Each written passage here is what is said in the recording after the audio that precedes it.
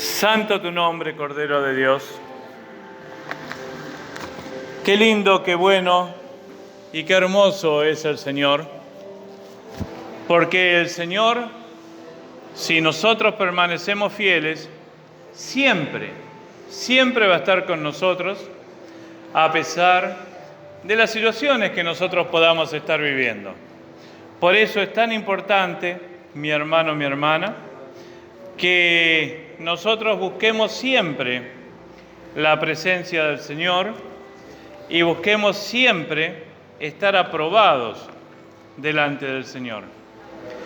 Y la palabra que hoy tengo es una palabra muy linda, que en realidad el Señor me la dio hace muchos años atrás, pero nunca la había desarrollado, sino que me había dado el comienzo. Y bueno, y siguiendo la escuela de mi esposa, que ella le pone nombre a sus sermones, yo también empecé a ponerle nombre a mis sermones, y este lo titulé ¿Querés ser como Rahab? Ese es el nombre. ¿Querés ser como Rahab? Y yo una vuelta estaba hablando sobre este tema, y yo lo dije, y se hizo un gran silencio. Se hizo un gran silencio. Porque ahora vamos a ver qué era Rahab. Pero para mí, era una mujer que tenía una visión de Dios, tenía una determinación tremenda, y fue una bendición para los suyos, para sus generaciones. Y por eso yo decía que quería ser como Rahab. Pero la Biblia, en 3 partes muy importantes, dice que era Rahab. No lo busque. Si vamos al libro de Josué, capítulo 2, verso 1, dice así la palabra del Señor. No lo busque, porque lo voy a nombrar 3 versículos. Josué 2, 1. Josué, hijo de Nun, envió desde Sitín 2 espías secretamente, diciéndoles: andad, reconoced la tierra y a Jericó. Y ellos fueron y entraron en casa de una ramera que se llamaba Rahab, y posaron allí. ¿Qué era Rahab? Díganlo sin miedo, ¿qué era Rahab? Una prostituta. Una prostituta era Rahab. Y esto pasó en la época de cuando Israel iba a empezar a tomar la tierra que Dios le había prometido. Y era una prostituta. Nos vamos aproximadamente 1500 años después a la Epístola de los Hebreos, capítulo 11, 31, y dice así: por la fe, Rahab la ramera. Y sigue el versículo. 1500 años después, siguen diciendo que Rahab era una ramera. Y si nos vamos al libro de Santiago, 2 verso 25, dice así: asimismo también Rahab la ramera. En 3 partes de la Biblia caracterizan a Rahab como una prostituta. Por más de 1500 años. Pero fíjense que yo dije que para mí Rahab era un ejemplo de visión, de determinación y que había sido de bendición para su familia y para sus generaciones. Sin embargo, en 3 partes de la Biblia, a través de miles de años, se dice que era una prostituta. ¿Y a dónde voy con esto? Cada uno de nosotros tiene una experiencia de vida, buena, mala, a veces muy mala, pero lo importante de esto es que si nosotros nos dejamos moldear por el Espíritu Santo de Dios y si nosotros buscamos la presencia de Dios en nuestra vida va a cambiar. Nuestra vida va a ser transformada por el poder de Dios a través del Espíritu Santo, porque para eso vino Jesús a esta tierra, para rescatar y salvar lo que se había perdido. Y estas 3 partes que dice que Rahab era una prostituta, no era acusándola, sino que el sentido espiritual de esta palabra es que no importa lo que hayas sido, no importa lo que hayas vivido, si vos te convertís, si vos buscas de Dios, tu realidad va a cambiar y no va a haber nada que se va a oponer delante de vos. Eso es lo que nosotros tenemos que entender. Y yo la verdad le daría un aplauso a esto, porque la verdad que es para aplaudir. Porque ¿cómo se puede entender que una ramera sea nombrada 3 veces en la Biblia, primero 1500 años con una diferencia y ahora casi con 2000 años más sigamos hablando de Rahab la ramera? Qué tremendo, ¿no? Pero fíjese lo primero que tenemos que ver. Yo dije, vamos a ver quién era Rahab. Rahab, un ejemplo de visión, de determinación y de bendición para los suyos. Ahora, ¿qué era Rahab? ¿Una ramera? Hay una diferencia entre lo que somos y quiénes somos. Hay una diferencia muy grande en eso. Nosotros podemos ser profesionales, podemos ser trabajadores, podemos ser amas de casa. Yo puedo ser un tipo de 60 años que tiene la rodilla dañada y que a veces anda con bastón. Pero ¿cuál es realmente quién nosotros somos? Y la primera pregunta en esta mañana, ¿quién sos vos?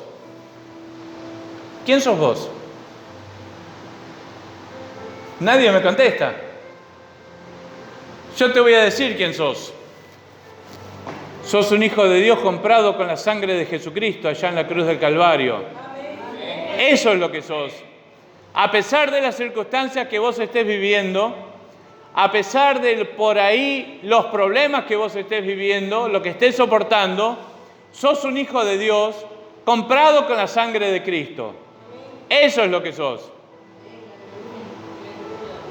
La verdad que tendrían que decir una vez más grande, mis hermanos. Ay, Dios mío. Dios mío, Dios mío. Una de las cosas que tenemos que entender, que cuando nosotros decimos amén, no es para dejar contento al predicador, sino porque realmente lo sentimos en nuestra alma. ¿Realmente vos en tu alma sentís que sos un hijo de Dios? ¿Realmente sentís que fuiste comprado con la sangre de Jesucristo? Y entonces, ¿por qué no aplaudís y por qué no das un grito con esa revelación para tu vida? Sos un hijo o una hija de Dios. Y si sos un hijo de una hija de Dios, sos coheredero con Cristo. Tenés asegurada una vida eterna si nosotros vivimos de acuerdo a su voluntad y a su palabra. Si buscamos su presencia, si buscamos autoridad y si nos refugiamos en Él, porque Él es nuestro socorro, nuestro ayudador y nuestra fortaleza. Pero si nosotros no lo hacemos, de nada nos sirve decir soy un hijo de Dios. Porque lo que digo con la lengua lo borro con el codo. Tenemos que vivir realmente en lo que nosotros creemos.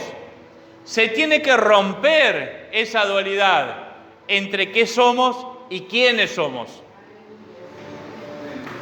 Somos hijos de Dios y somos realmente coherederos con Cristo. Nuestro obrar, nuestro pensar, nuestro caminar tiene que estar de acuerdo a la palabra de Dios. Para ser realmente llamados hijos suyos. Porque el Señor Jesucristo dijo, no todo el que me diga Señor, Señor entrará en el reino de los cielos, sino todo aquel que haga la voluntad de mi Padre. Mateo 7:21 en adelante. Yo puedo decir, sí, Dios mi Salvador, Dios mi Creador, yo te amo, pero si yo no vivo de acuerdo a lo que Dios quiere que yo viva, de nada me va a servir. Me estoy apacentando a mí mismo. Y el día que yo esté delante de la presencia del Señor y abran los libros y abran el libro de la vida, que es aquel en que tu nombre está anotado cuando aceptaste a Jesús, corres el riesgo de que digan, vos no estás acá. Y qué triste va a ser si el Señor nos dice, vos no estás acá. Estuviste en un tiempo. Pero yo dije ahí en Apocalipsis 3, no sea que yo borre tu nombre del libro de la vida. Y tu nombre fue borrado. Yo lo lamento.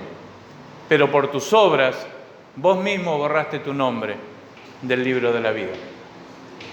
Es tremendo esto.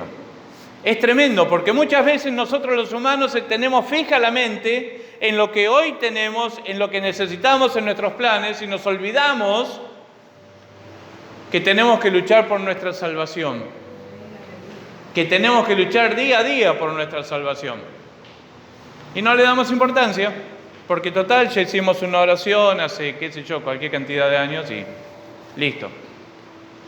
Cuando hacemos la oración, cuando nos arrepentimos, empieza realmente nuestro caminar. No que ahí termina, sino ahí empieza. Ahí realmente somos hechos hijos de Dios. Y fíjese por qué digo que era un ejemplo de visión. Rahab, primero,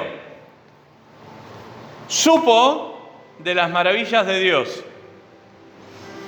Identificó los hechos que rodeaban esas maravillas de Dios y comprendió las señales y lo que significaban esas maravillas de Dios. Primero, a pesar de ser una ramera, ella estaba atenta a todo lo que sucedía en su entorno y supo, por los testimonios de la gente, de las obras de Dios. ¿Y cuáles habían sido las obras de Dios en aquel momento? Habían sido muchas. Las 10 plagas de Egipto, que Dios había hecho por la mano de Moisés. Que el pueblo de Israel, cuando Faraón los quiso matar, porque los tenía cercados frente al Mar Rojo, Dios abrió el Mar Rojo en dos y los hizo pasar en seco. Y cuando los mismos egipcios quisieron perseguirlos, volvió a cerrar las aguas y todos murieron ahogados. Ella lo supo. Y en la actualidad han encontrado en el lecho del Mar Rojo cosas de los egipcios de aquella época. Encontraron carruajes, encontraron escudos, encontraron lanzas sepultados en el Mar Rojo, que daban testimonio que sí habían quedado abajo del agua los egipcios que lo estaban persiguiendo al pueblo de Israel. Y eso es un hecho comprobado por la ciencia. Y encima, ella entendió y ella sabía que Dios le había prometido toda la tierra donde ellos estaban viviendo, que le había prometido a su pueblo Israel. Ella lo sabía, todos lo sabían.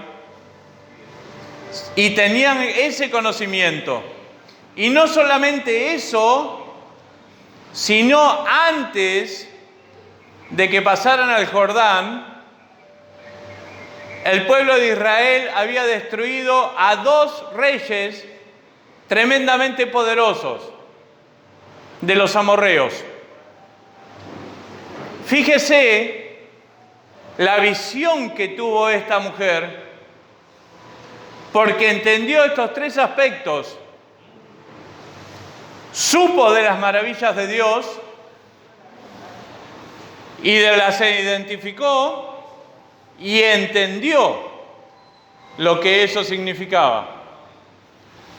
Y la pregunta es, no me conteste, la pregunta que nos tenemos que hacer es realmente si nosotros tenemos esa visión que tuvo esta mujer. Si realmente tenemos esa visión. O si nos estamos dedicando a vivir de acuerdo a nuestras necesidades, de acuerdo a nuestros compromisos, de acuerdo a nuestros deseos, de acuerdo a nuestro yo. Y estamos dejando de lado la verdadera visión que como hijos de Dios tenemos que tener. Y la verdadera visión es que el Señor va a volver a buscar a su iglesia, una iglesia santa, pura, sin mancha, sin arruga, una iglesia santificada por el poder del Espíritu Santo, una iglesia que le diga no al pecado, una iglesia que se guarde para no ofender a nuestro Dios, y una iglesia que le ame y que le sirva, pero no por obligación, sino por amor. Como estaba hablando la pastora con el tema de la ofrenda. No es obligado, es voluntario. Y nosotros tenemos que servir a nuestro Dios no por obligación, sino voluntariamente. Porque quizás ahora no lo ves. Pero la palabra nos enseña que todos aquellos que no tienen a Dios son como carbones encendidos, son como carbones prendidos fuego. Y tristemente esos carbones, ¿sabes dónde van a ir a parar? Al fuego eterno. Lo dice la palabra, no lo digo yo. Y eso es algo que nosotros realmente tenemos que entender y comprender, que la visión nuestra es el amor a Dios, el servicio a Dios, guardar nuestra salvación y empezar a santificarnos. Y yo siempre digo, santificarnos no es estar con la corbata y con la Biblia abajo del brazo, sino apartarnos del pecado, apartarnos de todo aquello que nos va a separar de Dios. ¿Y cómo lo vamos a hacer? A través del Espíritu Santo. ¿Y querés que te diga una cosa? Rahab no tenía el Espíritu Santo. Rahab no lo tenía. Fue ella con su conocimiento y su voluntad. Porque ¿sabéis cuándo vino el Espíritu Santo? Cuando Jesús ascendió a los cielos. Cuando Jesús, allí en San Juan 14, le dijo, es necesario que yo me vaya, porque así os enviaré otro consolador, que va a estar con vosotros todos los días, que los va a enseñar, que les va a guiar, que los va a guardar.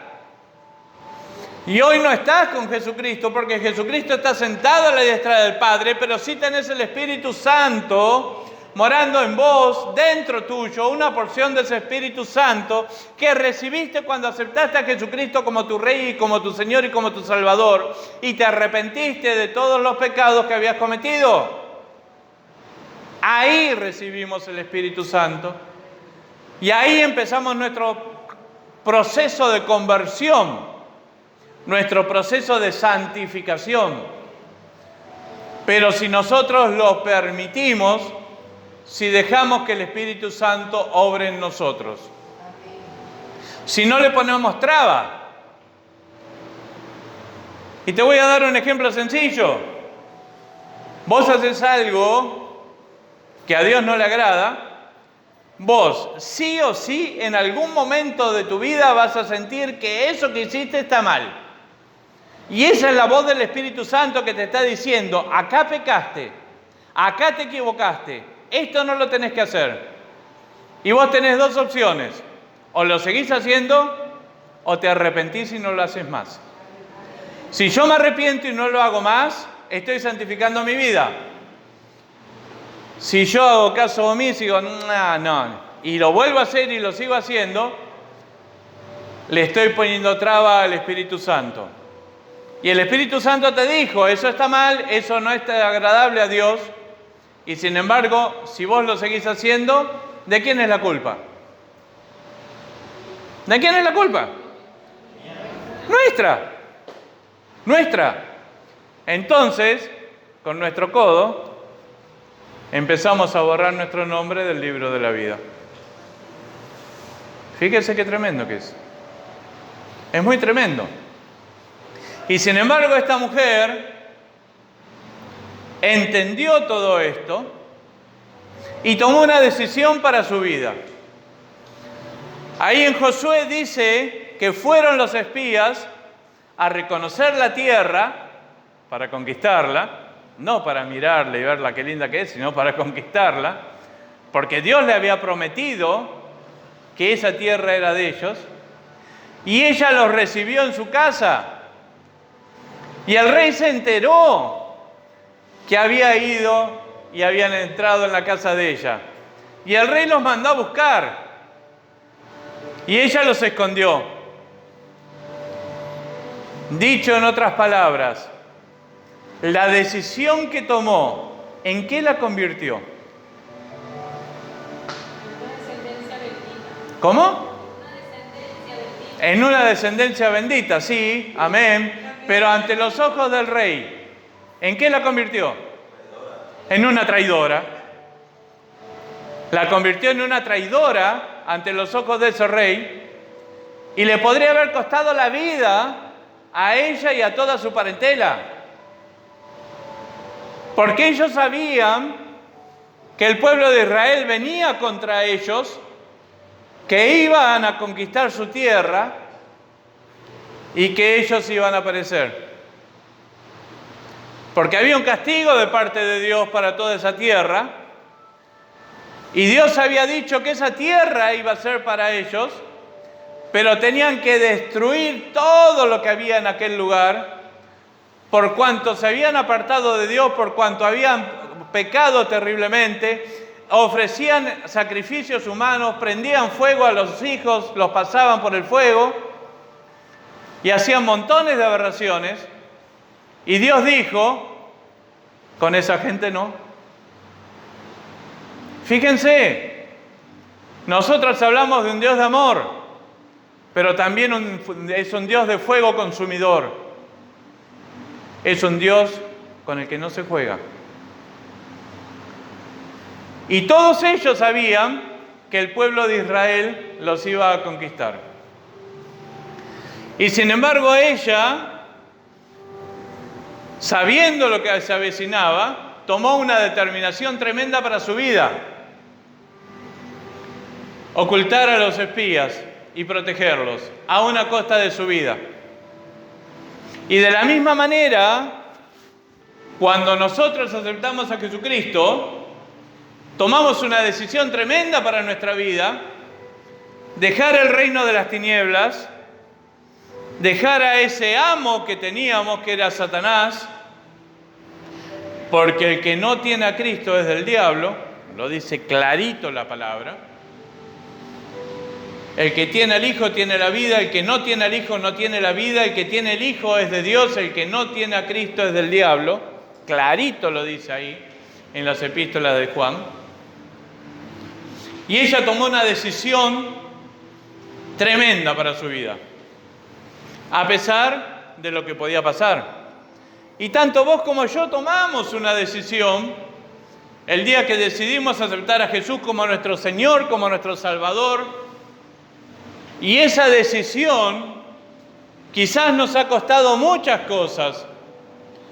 Quizás nos ha costado amistades, quizás nos ha costado familias, quizás nos ha costado trabajos, quizás nos ha costado muchas amarguras, pero bendito sea el Señor, porque a pesar de todas las cosas, hoy estamos escuchando su palabra y significa que hemos sobrevivido a todo aquello que nos tocó pasar por esa decisión de haber aceptado a Jesucristo. Requiere el Señor que estemos firmes en nuestra vocación y elección. Y la otra pregunta que yo te quiero hacer, no me la contestes a mí. ¿Vos estás firme en tu elección y en tu convicción? ¿Estás verdaderamente firme? ¿Entendés realmente el compromiso que vos tomaste primeramente con Dios y seguidamente con vos mismo, con tu alma, cuando aceptaste a Jesús? ¿Estás realmente consciente? Si no, es hora que despertemos. Despertémonos. Separemos un poco nuestra visión de todo lo mundanal, de todo lo cotidiano, y empecemos a mirar realmente el futuro que se acerca, con esa visión que tuvo Rahab. Rahab vio la destrucción de su pueblo, vio la destrucción de Jericó. Y nosotros tenemos que ver la destrucción de este mundo con la venida de nuestro Señor Jesucristo, y que únicamente los hijos de Dios van a ser salvados por su gracia, por su amor, por su misericordia y por su sacrificio en la cruz del Calvario.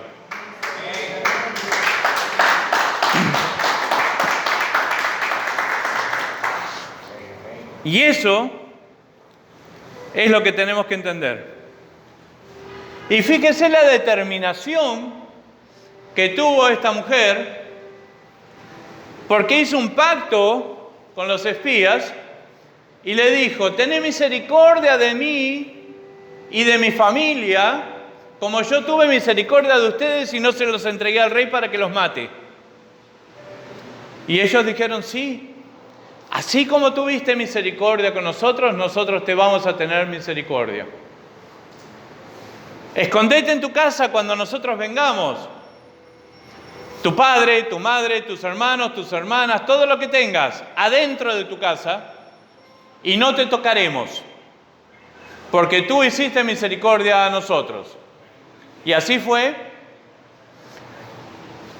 Cuando Israel tomó Jericó, ellos estaban adentro de esa casa y nadie murió y nada se perdió en esa casa. Y cuando venga la destrucción repentina sobre esta tierra, si estamos vivos, esa casa es nuestro Señor Jesucristo, que nos ha comprado esa vida eterna. Y si ya hemos partido, el Señor, cuando venga a buscar a su iglesia, nos va a resucitar e iremos a recibirlo en las nubes cuando Él venga a buscar a su iglesia. Ese es el futuro que tanto vos como yo tenemos y que tiene que ser nuestra visión. No importa lo malo que estés viviendo, no importa lo terrible de tu situación, si vos tenés tu fe puesta en el Señor Jesucristo, vos vas a ver la mano toda poderosa de Él socorriéndote y ayudándote y librándote y permitiéndote vivir un día a la vez en su bendición, en su paz y en su gozo. Día por día. Porque de eso se trata la vida del cristiano. Vivir día por día tomado de la mano del Señor.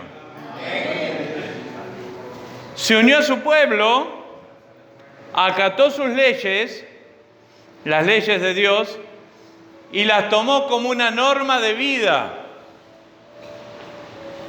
¿Y nosotros cómo vivimos? ¿Somos como Rahab? ¿Tenemos esa determinación? ¿Estamos viviendo de acuerdo a nuestros lineamientos o a los lineamientos de Dios? ¿Cómo estamos viviendo? ¿Realmente tomamos las normas de Dios como nuestra norma de vida? Contestarle al Señor. Si lo estás haciendo, gloria a Dios, porque vas por buen camino.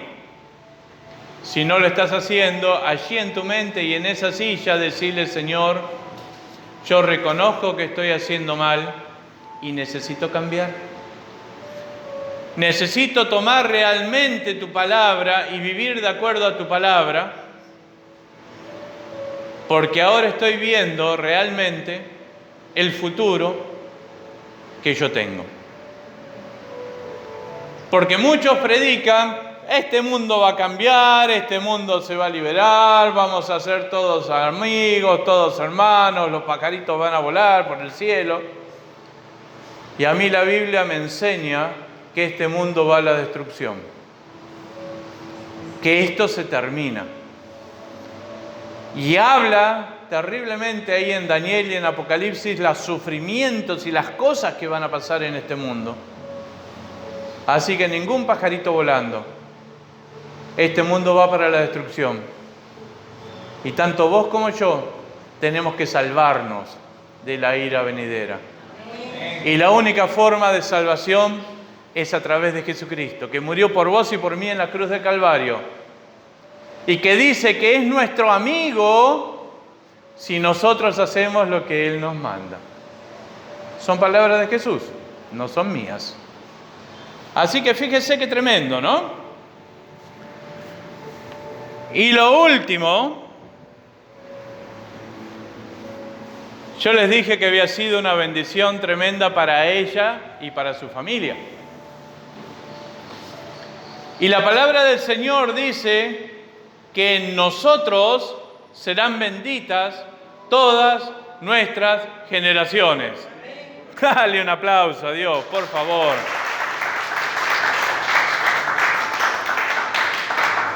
No importa si tu hijo es un cabezón, si tu hijo es un rebelde, si hace cualquier cosa que esté haciendo. Vos tenés que seguir orando, tenés que seguir buscando, tenés que seguir estando agarrada de la mano del Señor, porque en algún momento el Señor va a derramar arrepentimiento, va a derramar contrición, y esa persona va a cambiar, y esa persona se va a aceptar a Jesús, y esa persona va a recibir la vida eterna, a pesar de que hoy sea un borracho, un drogadicto, un mujeriego, una prostituta, sea lo que sea. Amén. El arrepentimiento va a venir, porque en vos serán benditas todas tus generaciones. No lo digo yo, lo dice Dios en su palabra. Son promesas de Dios, que vos te tenés que agarrar con uñas y dientes. Pero si vos no lees la palabra, si vos no estudiás la palabra, como decía el hermano Orlando, todo esto te lo perdés. Te lo vas a perder. Es como estar muriéndote de hambre y tener un hermoso plato de comida ahí y no verlo. Es exactamente lo mismo. Que solamente tenés que estirar tu mano y tomar esa comida y no lo haces porque no la ves. Y está la bendición, está la promesa de Dios, pero si vos no la sabés, no la ves. Entonces no la podés tomar, no la podés hacer tuya, no podés vivir en esa bendición y en esa promesa. Porque tenemos que llamar las cosas que no son como si fueran. ¿Te das cuenta? Por eso tenés que estudiar la palabra. Porque en ella vas a encontrar el fortalecimiento para cada día de tu vida y la solución a cada uno de tus problemas. Está avanzando la hora, así que vamos a hacerlo cortito. ¿Por qué? ¿Por qué fue bendición para ella y sus generaciones? Resulta que Rahab, luego de que Jericó fue destruida y fueron los únicos sobrevivientes del pueblo de Jericó, ella se casó y tuvo un hijo llamado Boz. Y la historia de Boz la podemos encontrar en el libro de Ruth. Y fíjese cómo había cambiado ya Rahab, porque ya no seguía siendo la prostituta, sino que había sido una madre ejemplar, porque en el libro de Ruth vemos el tipo de varón que era Booz, y teológicamente se lo compara con Jesucristo, el hijo de esta ramera. Fíjese qué cambio, ¿eh? Qué cambio. Y quedó bien marcadito ahí. Booz. Resulta que Booz se casó y tuvo un hijo que le pusieron de nombre Salmón. Esos nombres raros que tienen los judíos, ¿no? Pero bueno, le puso Salmón. Salmón se casó y tuvo un hijo llamado Isaí. E Isaí fue el padre del rey David. Quiere decir que esta prostituta, quiere decir que esta mujer impía, luego de convertirse, se convirtió en la bisabuela del rey David. Y así sigue el linaje hasta Jesucristo. Y del linaje de Jesucristo, de María y de José, hubo una prostituta llamada Rahab. Y vuelvo al principio. No importa lo que hayas vivido, no importa lo que hayas hecho, a Dios no le importa. Dios lo que quiere es que te arrepientas. Dios lo que quiere es realmente que le entregues tu vida y tu corazón. Y que tengas esta visión de esta mujer, una prostituta, una mujer impía, una mujer acusada y señalada por la sociedad de su tiempo, una prostituta. Pero fíjese hasta dónde llegó esta prostituta convertida, que más de 3.500 años todavía estamos aprendiendo de esta prostituta llamada Rahab. Y vuelvo a la pregunta inicial. ¿Vos querés ser como Rahab? Te dejo esta pregunta. Dios te bendiga. Amén.